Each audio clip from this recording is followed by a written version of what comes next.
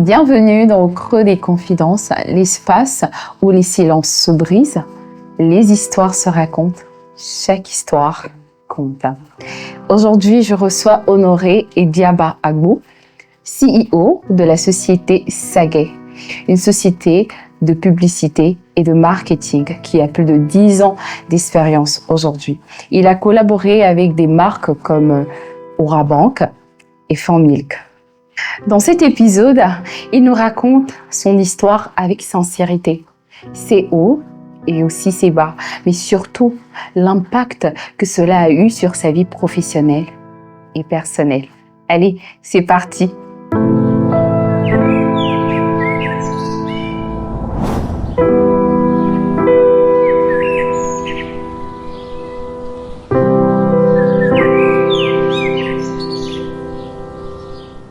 Bienvenue dans Au creux des confidences.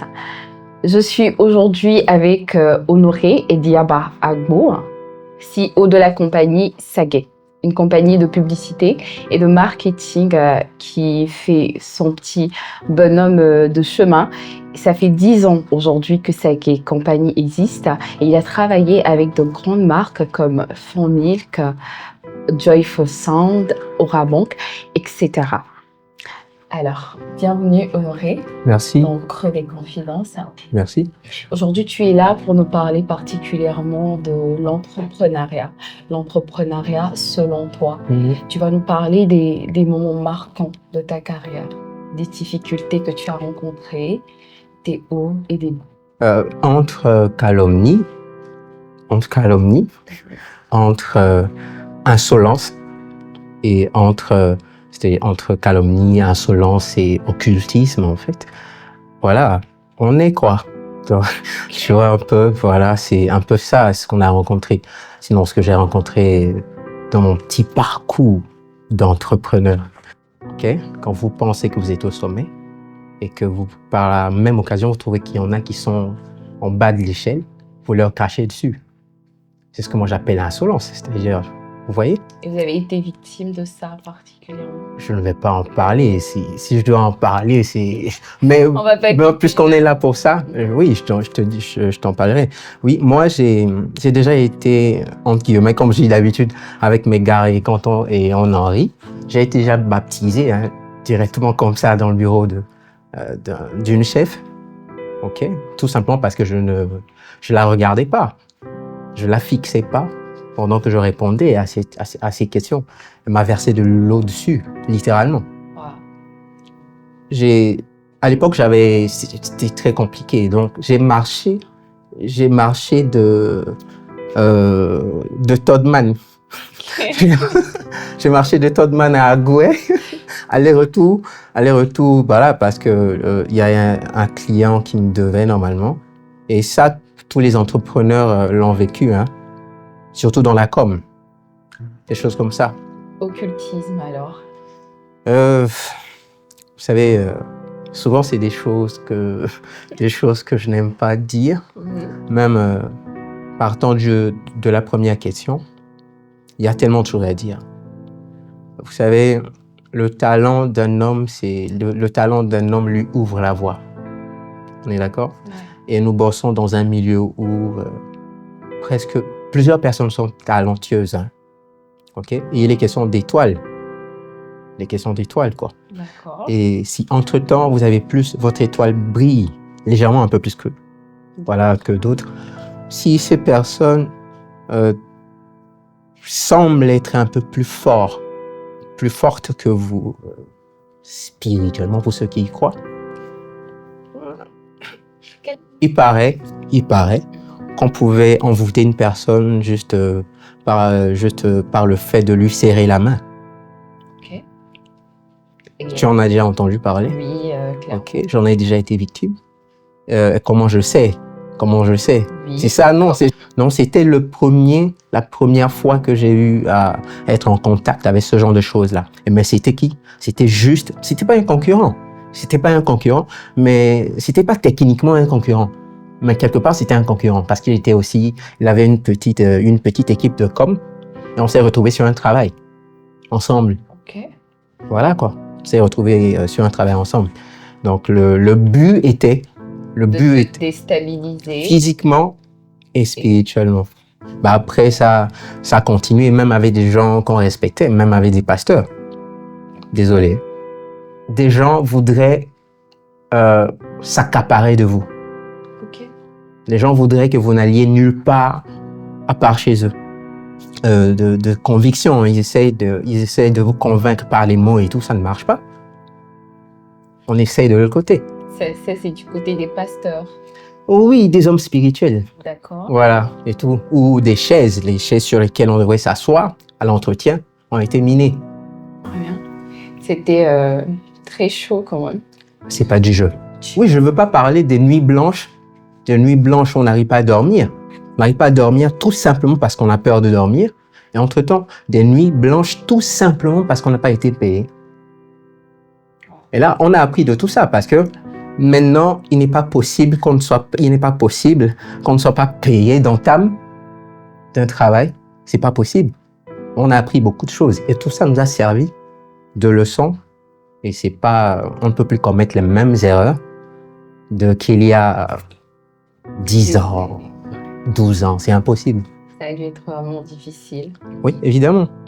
Très difficile parce qu'il y en a en fait aussi qui vous disent, tu sais, crois en moi, je te dis, tu me connais, n'est-ce pas? Est-ce qu'on peut parler de dépression? Oui, j'en ai connu assez de dépression, c'est pas possible. Ok. J'en ai connu assez. Des dépressions. Le blackout, tu vois. Le blackout, tu ne brûles plus de l'intérieur, c'est le vide. Tu commences à te méfier de tout le monde. Entre-temps, tu ne voulais que vivre de ta passion. Mhm. Entre-temps, tu as pensé que c'était facile. Donc voilà, c'est un terrain facile. Et calomnie. J'ai un pote avec qui j'ai commencé à travailler depuis longtemps, qui est toujours là avec moi. Il n'est plus au pays, mais on travaille toujours ensemble. Je dirais, grâce à Dieu, par lui,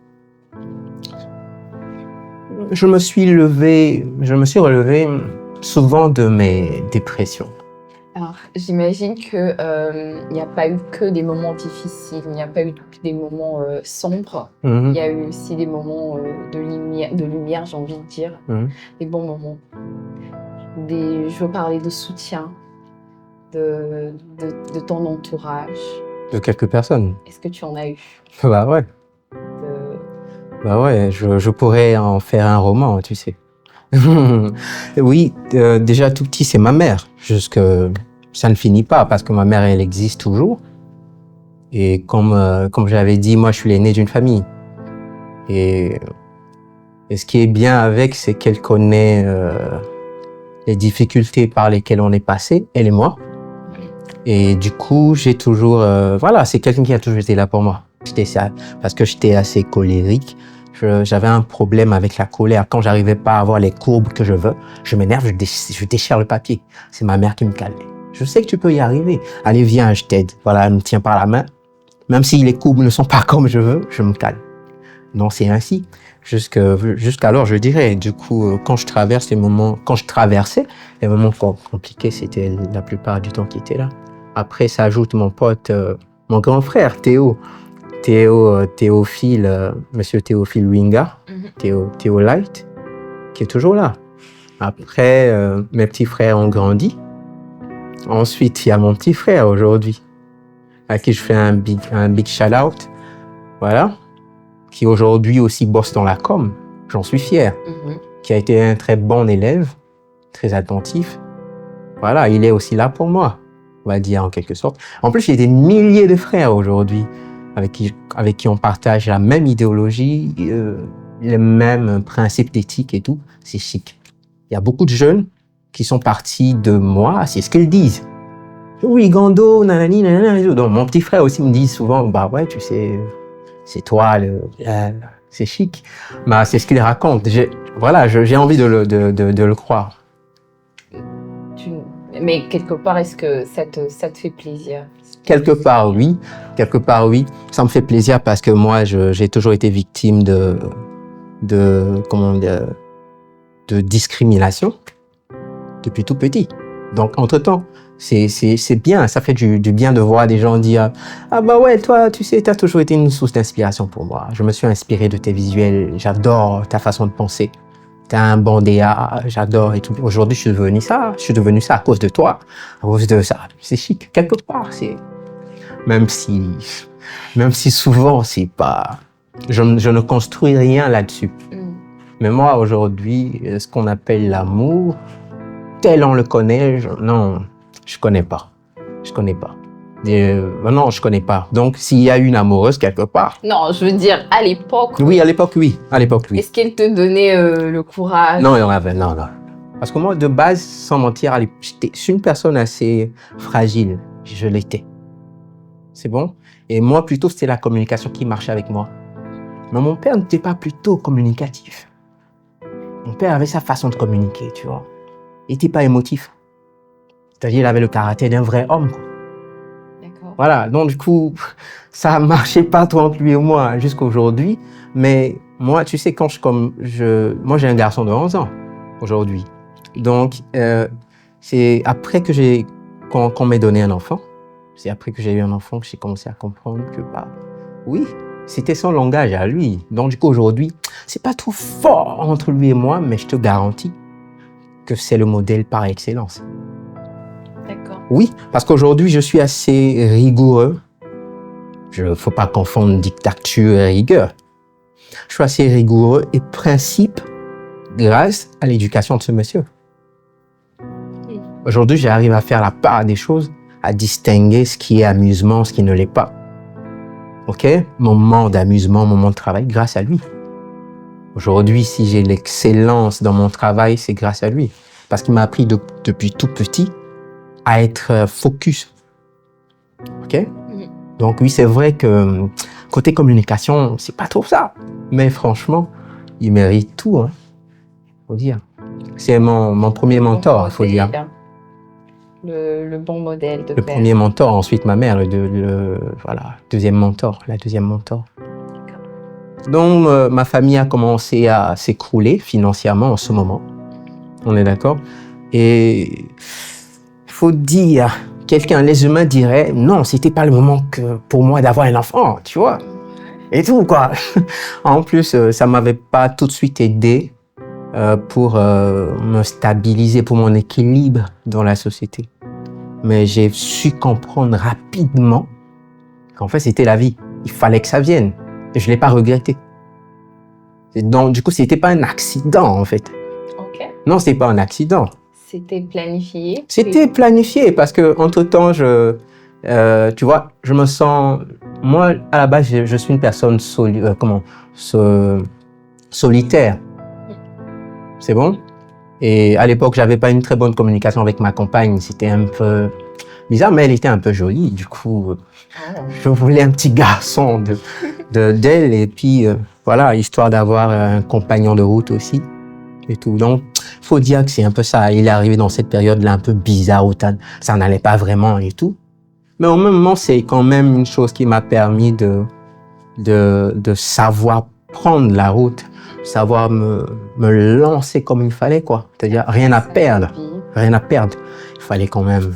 Parce que là, je me rendais compte que, voilà, toute une famille se reposait sur ma tête. Il fallait bosser, quoi. Voilà.